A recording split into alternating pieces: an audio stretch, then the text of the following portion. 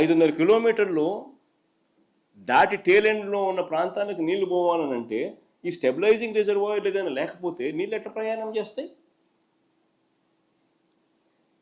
ప్రజల గొంతు ఎలా తడపాలని ఆలోచనలు లేవు వెనుకు.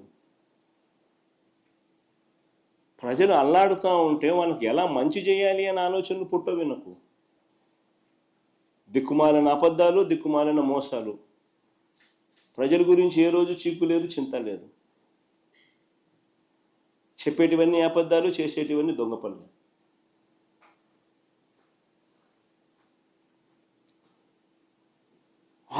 అసలు అందరూ కూడా గుర్తుపెట్టుకోవాల్సిన వాస్తవమైన విషయం ఏమిటో తెలుసా? రాయలసీమ లిఫ్ట్ ప్రాజెక్ట్ అనేది కొత్త ప్రాజెక్ట్ కాదు. It is not a new project. Rayalaseema, Nellore, చెన్నైకి తాగునీటి అవసరాలు తీర్చడానికి కరువు పీడిత రాయలసీమ, నెల్లూరుకు అది వరకే చేసిన కేటాయింపుల మేరకు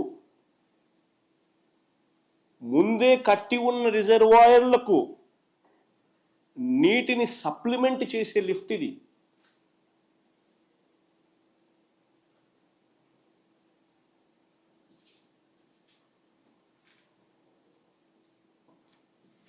కృష్ణా నదిలో వరద వచ్చే రోజులు రోజుకు తగ్గిపోతూ ఉన్నాయి. ప్రతి సంవత్సరం తగ్గుతూ ఉన్న పరిస్థితులు. 20-30 రోజుల కన్నా ఎక్కువ రాని పరిస్థితి. ఇప్పటికే పడిపోయిన పరిస్థితి. ఇలాంటి నేపథ్యంలో మరోవైపున చూస్తే రోజుకి 8 టీఎంసీలు నీళ్లు శ్రీశైలం నుంచి ఖాళీ అవుతా ఉన్న ఇంకో పరిస్థితి కనిపిస్తూ ఉంది. మరోవైపున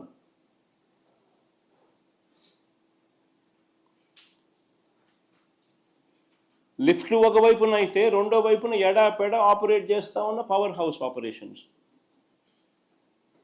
కనీసం అటువైపున నీళ్లు తాగడానికి ఉండవు, కరువు పీడిత ప్రాంతం అది అని చెప్పి కనీసం ఆలోచనలు కూడా లేకుండా ఎడాపెడ పవర్ హౌస్ ఆపరేషన్స్ చేస్తూ ఉన్నారు.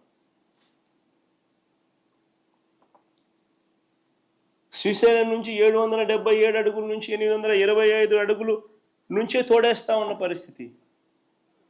నీళ్ళు ఖాళీ అవుతా ఉన్న పరిస్థితి. మరి ఈ తక్కువ సమయంలోనే ఆల్రెడీ కట్టి ఉన్న ప్రాజెక్టులకు నీరు నింపలేని పరిస్థితిని సరిదిద్దే కార్యక్రమమే రాయలసీమ లిఫ్ట్.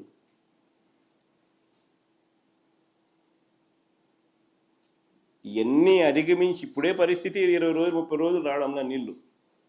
మరోవైపున ఈ పరిస్థితి రోజుకి 8 టీఎంసీలు నీళ్లు శ్రీశైలం నుంచి ఖాళీ అవుతా ఉన్న పరిస్థితి, అయ్యబోయే పరిస్థితులు. మరి 20-30 రోజుల లోపల ఏ రకంగా నీళ్లు రాయలసీమ ప్రాజెక్టులకు అందుతాయి?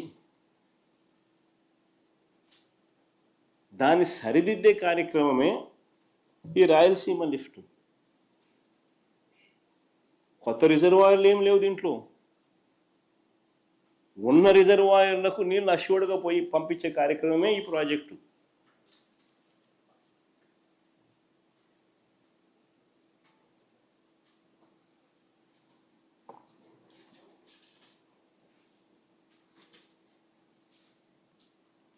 అసలు వాస్తవం ఏంటంటే పాలకులుగా అటువైపు తెలంగాణ కానివ్వండి, ఇటువైపున ఆంధ్ర కానివ్వండి, అందరం ఒకటే భాష మాట్లాడతాం. అందరం అన్నదమ్ములము. Nobody is against the other. Telangana ప్రాంతంలో వాళ్లకు నష్టం చేయాలని జగన్ ఏ రోజు ఆలోచన చేయడు, తపన పడడు, తాపత్రయపడడు.